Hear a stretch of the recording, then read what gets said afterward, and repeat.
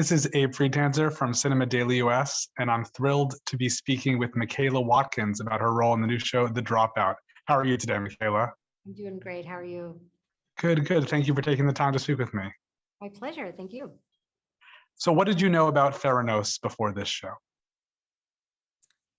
So when I got offered this part, I knew I had to get into it. And I watched the documentary, and then my jaw was firmly on the floor. And so I started reading everything I could about Elizabeth Holmes.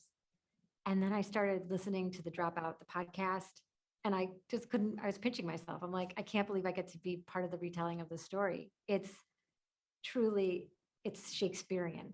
I mean, what happened on this, what this woman did, and the gall and the, I guess I would say the chutzpah. I mean, amazing. Like, how does a woman or man her age sit across these secretaries of state and massive CEO,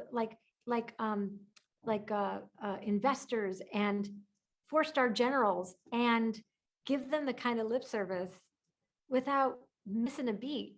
Not only not missing a beat, but not even making anybody for 1 second go, maybe we should do a little due diligence and make sure that this is legit. Like, nobody even stopped to do that. What is her, what is it about her that made people just under a spell? And that, to me, is, yeah, that's what really made me so excited about it. With a lot of these characters, it's easy to Google and find out about their real stories. But is Linda, your character, is that a real person or is that an amalgam? What's the story there? Amalgam, yeah. I played Linda Tanner, who's the in-house Theranos attorney.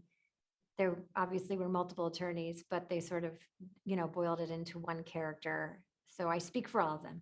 No, but I definitely did my interpretation of what I thought someone who was going to play out some of the things that I was tasked to do on the show. I had to figure out what kind of person would step up and essentially threaten to really ruin people's lives. Like, who would that person have to be walking around every day?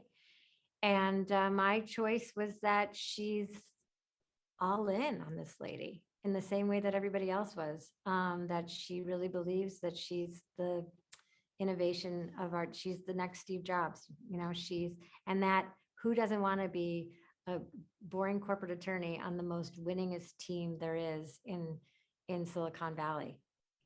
Like, that's the most exciting thing she could have ever asked for in her entire career. So of course she's going to completely protect the brand at all costs. And she certainly tries. And I have to believe that it's because she believed in this person. And I know you haven't seen the finale.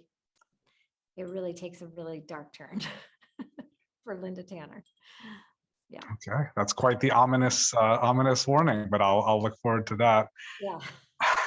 Well, as soon as I saw that you were playing a lawyer, I was like, oh, she played a lawyer in Search Party also. But that is that's a complete misdirect, because she is a lot like the other side, the other lawyers in that show on that case. But there is still a little bit of comedy, and just sort of the way she talks, she seems to be not more than just like following Elizabeth because she believes in her. She does seem to be enjoying what she's doing a little bit. Do you agree with that? Yes, thank you. Yeah, I think there's nothing that really gets under my skin more than people who look like they enjoy themselves a little too much. And I think I had to believe that Linda she's having a moment with herself, and she's enjoying herself a little too much. And I think that makes the humility of the downfall a little more savory. Well, that's certainly something to look forward to. But I do think, I think a lot of the work that you've done over the years has sort of blended comedy and drama. I loved Casual. That was one of my favorite shows.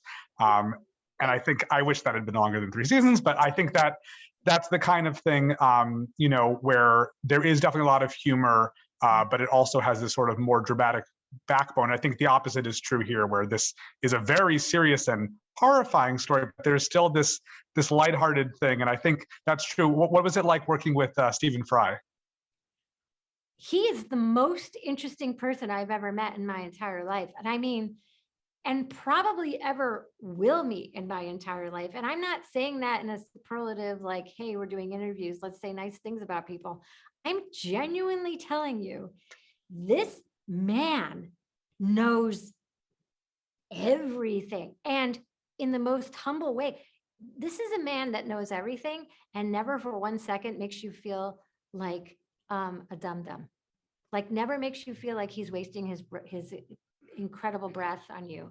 Because I I mean, he at one point he was talking about how he had done this, done the audiobooks for something, and I was like, "Oh, do you like doing that? Like, do you like your little cute little side hustle of doing audiobooks?" And then I found out he's the voice of all the Harry Potter books and everything, and I'm like, "Oh, okay."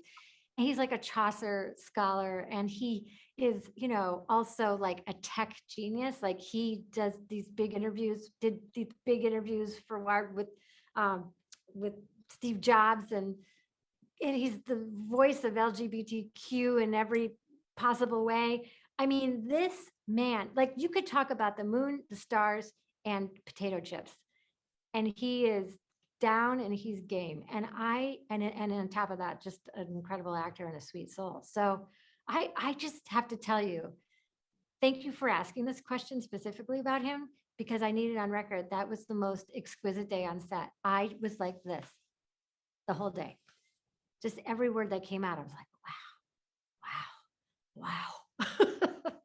It's good to know that, because I was in another interview talking about how I think that he plays the purest character on the show, that he really believes in what he's doing. He doesn't want the glory. He doesn't care about the credit. He just wants to do good work. And the idea, as you know, from crushing your character, crushing his spirit, that's the idea of not doing that. He just can't do that. No, I kept apologizing to him. I was like, I'm so sorry. You are making me cry. And I am so sorry. I just kept saying I was so sorry, because the cameras, I was like listening to his life, and then the cameras would roll, and then I would destroy his spirit time and time again. And I was like, oh, I feel sick. And what was it like working with Naveen and Amanda, who you share a lot of your scenes with? They're unbelievable.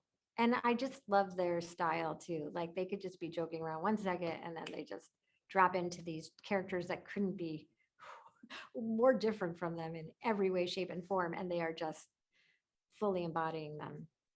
And just great people, just very funny, very cool, very personable cast. Really loved every second of it. That's great. And everything's sort of segmented into different, like all the, places you can't go in Theranos unless you have access. There are all these different parts of the cast. Is there someone you really wish you had been able to interact with that Linda had some reason to talk to? Oh, that's such a great question. Gosh, so many. I wish I could have talked to the professor, her old professor. Like I go back in time and talk to that person. I mean, there are, I don't know. I'm just going to brag and say I got to have the best scenes with the best people. I mean, all the stuff that happened at Wall Street, and then in the finale, this showdown. I just, yeah. I had a good time. I really did. Like Sam Waterston and God, Kirkwood Smith, and then everybody was plum. Well, that's so nice to hear. It's really great to get to talk all this through with you. New episodes of The Dropout drop on Hulu every Thursday, but it sounds like the finale is the one we really have to look forward to. So thank you for that, Michaela. It was so nice to meet you. Thank you. Likewise. Thanks so much for your questions.